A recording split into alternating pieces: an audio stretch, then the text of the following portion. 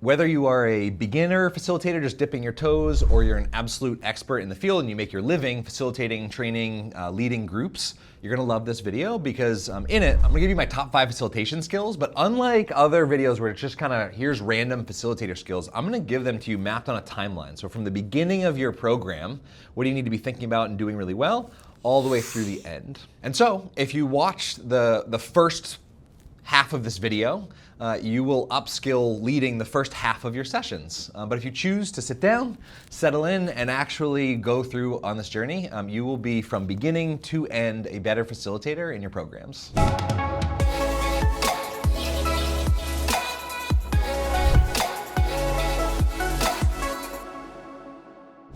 All right, ingredient, skill number 1 is gonna map to the part of the session that my friend Mark Collard would refer to as the unofficial start.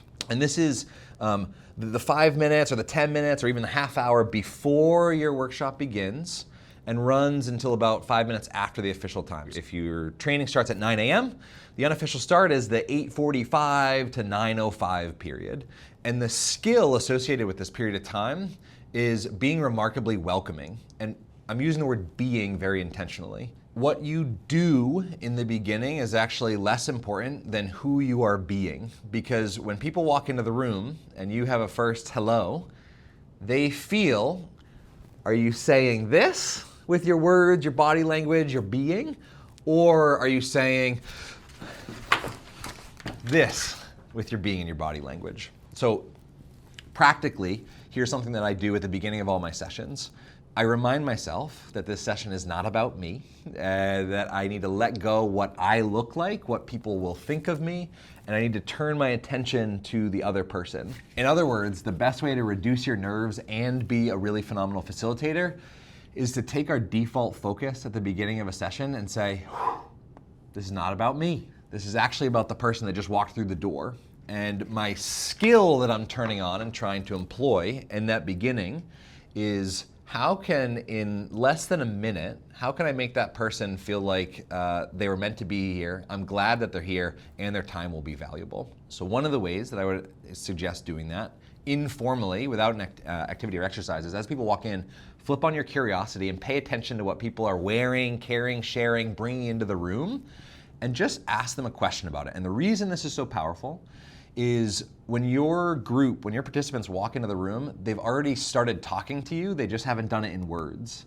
So the t-shirt with the logo, or the ring, or the necklace, or the earrings they chose to put on that day, they have some intent, oftentimes, not always, but oftentimes they have some intention and they have some story, backstory, and they connect to who the person is. And so it's a safe way to access a deeper conversation right in the very beginning. So for example, Steven, who's behind the camera right now, has this amazing shirt that says, it's got a picture of a goat on it.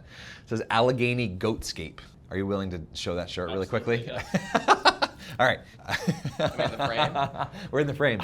Allegheny Goatscape. And so right before we started filming, thank you. Yeah, of course. Right before we started filming, I turned to Steven and was like, okay, Allegheny goat, what on earth is that? I just followed my curiosity. And he told me about this herd of goats that has roamed and moved around Pittsburgh to eat invasive species and kind of keep plant growth down in a really kind of fun, sustainable way. The magic of that is now I have some sense of what Steven values and what he finds interesting. He knew that he was gonna come out in public today, so he chose to put that shirt on. And so it says perhaps a piece about who Steven is, and access is also potentially something he cares about. And so the facilitator skill is, at this level, is noticing.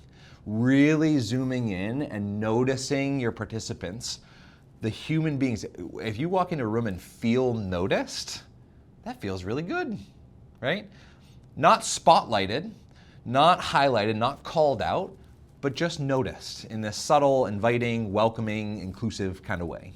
All right, 9:02 rolls around, 9:05 rolls around, and we're on to ingredient or skill number 2, which is, let's get down to business. Sheryl Sandberg, the former COO of Facebook or Meta, walked into a board meeting one time and said, hey everybody, this meeting's really expensive, let's get started.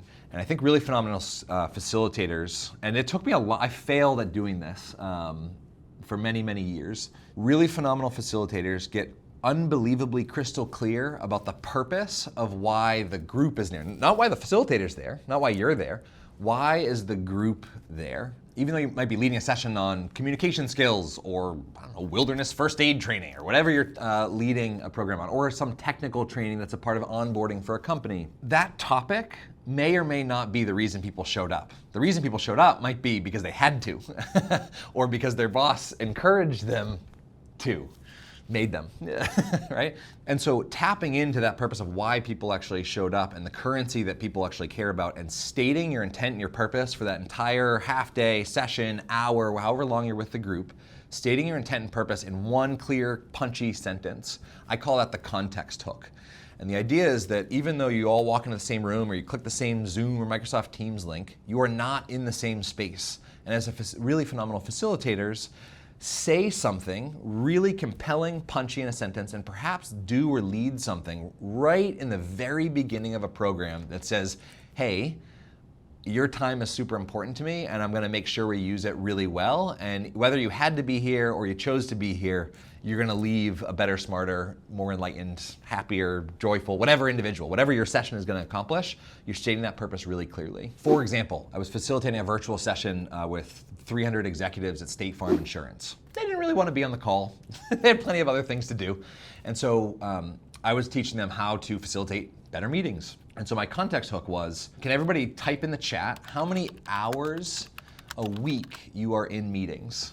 And the numbers were like minimum 20 up to 40, which means people are working 60 hours a week and the extra 20 hours a week are just to get work done because they're in meetings 40 hours a week. And so now I'm able to say in my context hook, great, whether you want to be in the session or not, my intent and the way that I've designed this session is to be a painkiller for the next, let's say, 120 hours that you're going to be in meetings. I think it'll go lots beyond that, but just as a baseline, to be a painkiller for the next 120 hours of virtual meetings that you are in. All of a sudden, out of 300 people, probably about 290 of them open their eyes and say, you know what? I'm gonna close my inbox and just tune in. The extra 10, you can't please everybody as a facilitator, and that's probably a good skill to realize, that some people come in grumpy and nothing you say or do will overturn that. And it's probably a really useful side skill or tip to love those people, but not focus on them. Focus on the folks that are there to get value, because you can't make anybody do or feel anything. It's too high effort to try to do that. As we shift into ingredient or skill number 3 is my intention with the remaining 3 facilitation skills that I'm going to share with you today. What I covered covers the first 5% of a gathering, and that is actually perhaps the most important percentage, because that's when your entire group is going to decide, is this worth my time or not? How much attention should I pay to this facilitator and to this group and to this session or not? And so the first 5%, like, really important. And so my context hook is, if you choose to stick with me for the rest of this video, I'm gonna give you the media skills that are gonna be most useful for the rest of the 95% of your gathering. So do you see that? What I did there, context hook, is just say, hey, this is maybe why you want to consider paying attention for the next few minutes. And really great facilitators do that at the beginning and throughout the session. Now that you've communicated to the group that you're really intentional about what Priya Parker would say, meeting for purpose, not for time, you want to set the tone for engagement throughout. Facilitators, different from just one-way directional teachers, speakers, lecturers, phenomenal facilitators set the tone in the very beginning for contribution, not just consumption. And so the skill here is do something that gets people to actually use their larynx in the first section of the gathering. I call this connection before content. For me, it's the idea that Peter Block would say, without relatedness, no real work can occur. And so that's the philosophy that I hold when I begin a session, is without this group relating and connecting to each other in some purposeful way, we can't move forward. Now, note, in some purposeful way. If you leave this video and you go talk to your group and ask them to go around in a circle and share what their favorite candy bar is, I will storm into that session and yell at you. And here's why. When you do something that's not tied to the purpose of why you're there, you cross a whole bunch of people's arms and you say, and they're thinking, oh my goodness, here we go. another one of these facilitator people. When you lead something that's on purpose, so if you're leading a session on communication skills or wilderness first aid training, your connection before content should be, what is one of the diciest scenarios you were in the woods? And you have everybody for 5 minutes get into groups of 3 and talk about what that is. 5 minutes of your session, right? Like really short period of time, but everybody's connected. They have some personal experience related to wilderness first aid perhaps, or somewhat connected to it. And the key here is it's not, connection before content isn't like a nice icebreaker before you get into the meat of the session. You wrap up that session. Really great facilitators don't say, okay, now that we're done with our icebreaker, now we'll begin our meeting. Really great facilitators say, now that we've got all of this personal data out on the table about our experiences in wilderness first aid training. One of my wife and I's favorite dates was wilderness first aid training. Maybe this is why this is coming up, but I haven't thought about it in 10 years. Anyhow, once you've mastered on purpose connection before content, let me repeat, on purpose connection before content, we can jump into what I would say is 80% of your gathering. Ingredient or skill number 4, it's content. Designed for contribution, not consumption. So content is all the stuff that if you could, you'd just take like a hard drive and plug it into somebody's brain and be like, you know all this stuff, you're good at it, you've practiced it, and now you can go apply it in the real world. The problem is, this is why facilitators exist, is that's not how learning works. So what we're focusing on is the exchange of knowledge. So it's taking your content, and really great facilitators take this skill. So I'll say this to a lot of my clients. I get to work with some of the coolest, smartest organizations on the planet. And what I'll say to them is, as I'm designing their annual conference or whatever else, what I'll say to them is, I love taking content, your theme, the key messages you want to get across to people. I love taking that, plugging it into this side of my brain, and popping it out as an experience. Really great facilitators learn to take content that is just like words, stuff on a PowerPoint slide, and turn it into an experience. For example, you give me a dense PowerPoint slide with a bunch of like quality management training content, and I plug it in and say, hey, group, instead of me presenting this to you and teaching this to you, I want you to take 30 seconds, read the content on the slide, and at the end of that 30 seconds, I'm going to ask you, what is the least relevant part of this information to your job? Or what is the most relevant part of this information to your job? And so I've designed content for contribution, and really great facilitators can do that in their sleep. They take it and they're like, whoosh, whoosh. What happens is at the end of your session, your group says, wow, time just flew. That was really engaging. I've never been in a session like this, because all you've done is taken all the content, you've filtered it through your brain and said, how can I turn this into something experiential that is interesting for the group? Because this is a big part of what I do for a living, for the first time in December, I'm hosting the Connectors Summit, which is a gathering of a whole bunch of really smart people who in some way, shape, or form are responsible for gathering, facilitating, hosting people in groups. And it's going to be a live virtual event. First one's happening this December. The intention is to have it happen every December for a bunch of connectors to come together and be a reset, a refresh, a moment to connect with like-minded, inspiring individuals. And so there's a link in the description below. If you're enjoying this video and the style that I'm presenting it, and you want a live experience of me actually facilitating and demonstrating a whole bunch of different exercises and ideas and unpacking tools from my book, Ask Powerful Questions, and all this other stuff, you should totally join. It's like the lowest hanging fruit. It's relatively affordable and accessible to everybody, and it's going to be really, really, really fun. Happening this December and every December until I'm dead. I don't know, that's too big of a commitment for a YouTube video. One more little bonus nugget on ingredient number 4. When you design content for contribution, not just consumption, what you do is, as a facilitator, you take the pressure off of yourself to be an entertainer. You don't need to stand on a table and dance around and perform for people.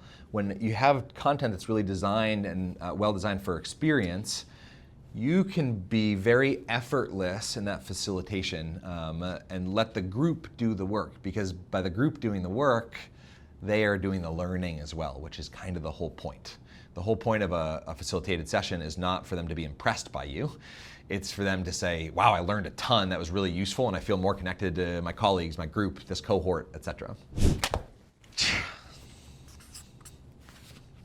Last but absolutely not least, the most forgotten facilitator skill. How do you end? How do you close? The primacy-recency effect would say, and a whole bunch of research around the primacy-recency effect would say that people tend to remember what happens first. Unofficial start, context hook, and what happens last, the closing. And yet what happens oftentimes, and I did this for a long time in my career, where one of the most common pitfalls that I fell into and then I see other facilitators falling into is they get so excited about their content, whatever they've got going, their agenda, their flow, that they get to the end and they're like, I don't have enough time.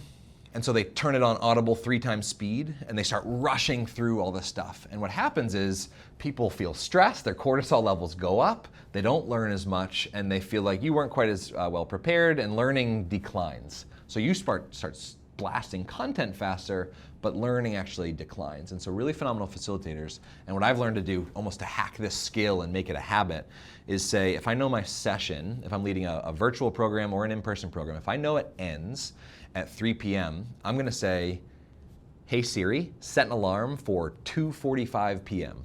Personally, I like the song Don't Worry, Be Happy to go off as my alarm. And what that is, and I want that alarm to go off in front of a group, because that is my hard stop to say, hey, regardless of where we are right now, we've got 15 minutes left, and I want to end with intention. I want to end with purpose. And so I've designed one of my favorite closing exercises for you right now, and this is how it's going to work. Really great, thoughtful facilitators design that last 15 minutes to be the absolute best, end on a high kind of 15 minutes that you can. Don't feel rushed. Don't make people feel rushed. End with intention. You should click this video, which is called, yes, 10 quick in-person group exercises for engagement. It's one of my favorite videos, and if you haven't watched it, you'll really love it right here. Have an awesome day.